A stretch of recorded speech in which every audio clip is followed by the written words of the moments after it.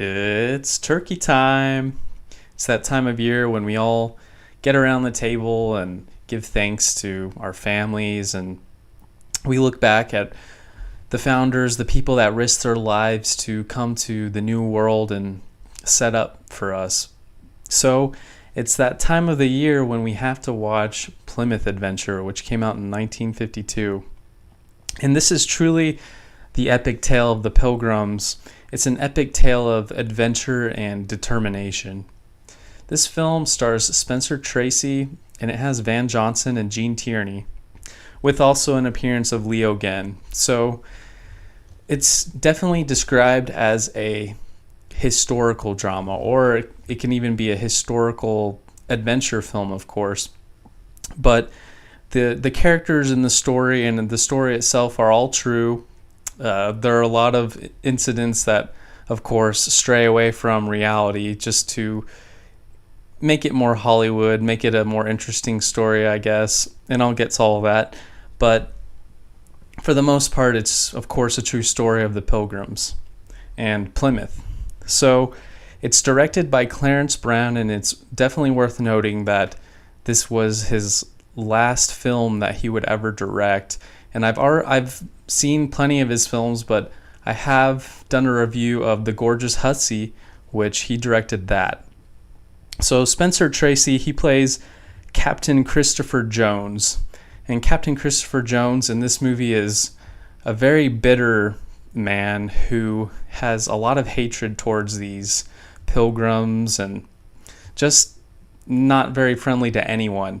And in reality, he is actually a married man. He had 8 children in real life, and it seems like he was happily married for the most part.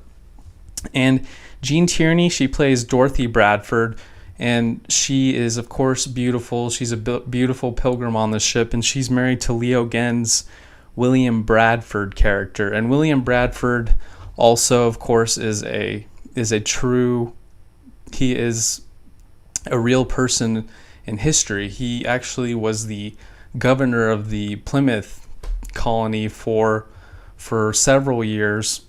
And then Van Johnson, who Van Johnson is my favorite part of the entire film. He plays the carpenter, the man who went with the Pilgrims to, of course, help build the colony. So, in fact, throughout the course of the film, he enjoys saying, "I'm a carpenter," which is pretty funny.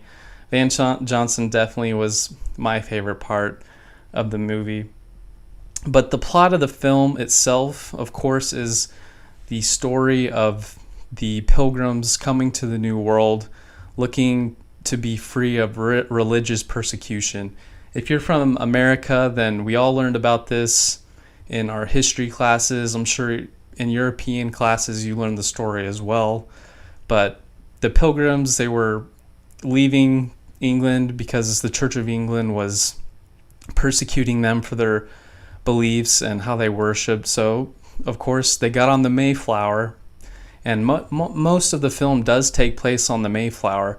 And actually, some of the best scenes of the film are definitely at sea. For example, there is a night where there's a storm, and the scenes of the storm are just horrific. And you see all the pilgrims below under the ship, of course, below in the ship, and they're just tossing and turning, and water is getting into the ship, and the ship is just completely falling apart. And in fact, the film did win an Oscar for Best Special Effects, and it's totally worth it. They totally deserved it.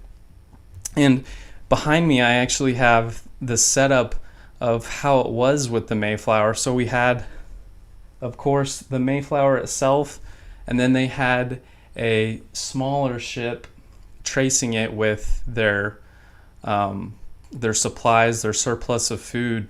And it ended up being to where they weren't allowed to take the smaller ship on their final trip to the New World because problems with it, which of course made the journey much more dangerous. So we do learn a lot of history in the film, definitely. However, every story needs a little bit of conflict with its characters. A lot of the film revolves around Spencer Tracy and Genn Tierney having an affair, which in real life, this is fiction, because in real life, as I said, Captain Christopher Jones was happily married and had 8 children, and Dorothy Bradford's character was married, of course, to William Bradford. But this is honestly the part of the movie that bothered me the most, and it's because Spencer Tracy is just such a disgusting, overweight old man, and he's just, and Genn Tierney is this young, beautiful woman, and it's like, come on, like, really, you're falling for this guy? You're falling for, and I'm honestly, I'm not a huge fan of Spencer Tracy. He has some good films, of course, but I can't see Genn Tierney falling for this guy. However, it is worth noting that in real life, during the production of this film, Genn Tierney and Spencer Tracy did have an affair. So I guess it could happen, but for Hollywood and just for us to watch, it didn't really, the sparks were not flying for me between Genn Tierney and Spencer Tracy, and I'm sure I'm not alone in that. Like, especially she's married to Leo Genn, who's a pretty good-looking guy and a man of power in their community. And it's like, why would Genn Tierney fall for this slob, this old, fat, just jerk of a captain? Why? It just didn't really make sense to me. And then with Van Johnson's character, he was in it for about a good portion of like the start. So about a third of the film, he's in it quite a bit. But then he just drops off the face of the earth, and we hardly see him for the rest of the film. And I didn't like that because, as I said, I was enjoying Van Johnson's character quite a bit. But it started to focus on Genn Tierney and Spencer Tracy, and that I didn't care for that aspect of the movie too much. But I love the sea. I've said it in past reviews. I did love the fact that they used real ships in making the movie, and they had beautiful scenes at sea with the 2 ships that I mentioned. So the scenes at sea were incredible, especially, as I said, the storm sea, and the costumes were perfect.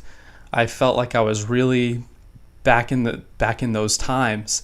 And the settings, even when they get to the colony and even before they get on the Mayflower, you feel like you're really back in the day, back in those times. So I loved the settings, I loved the ships, I loved the costumes. It was great. So my biggest problem, also, I've been talking about Genn Tierney and Spencer Tracy, is towards the end of the film, and I will go ahead and say, spoiler alert for those who haven't seen the picture yet.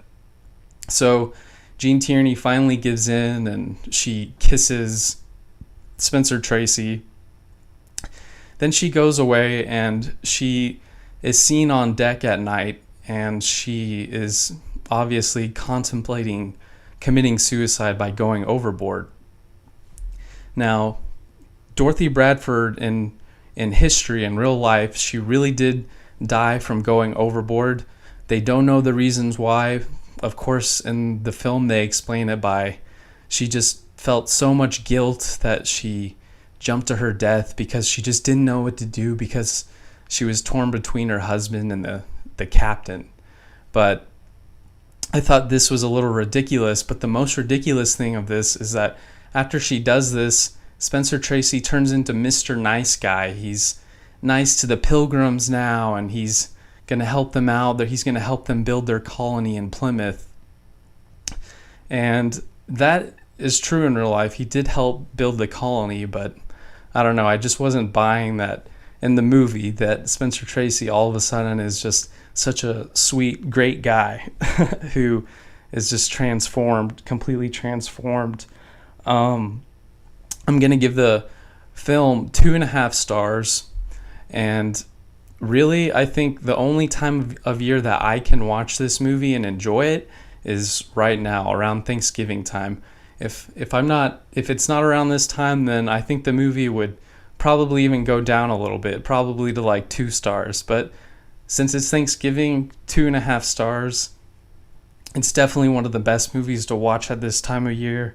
The movie itself lost nearly $2 million. It cost a ton of money to make the movie, and it's sad that director Clarence Brown's last film lost so much money, but I guess audiences just couldn't get into the picture.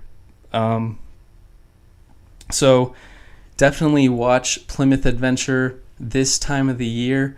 I'm going to have another turkey review for you tomorrow or the day after, but keep your eye open for that. Happy eating, everyone.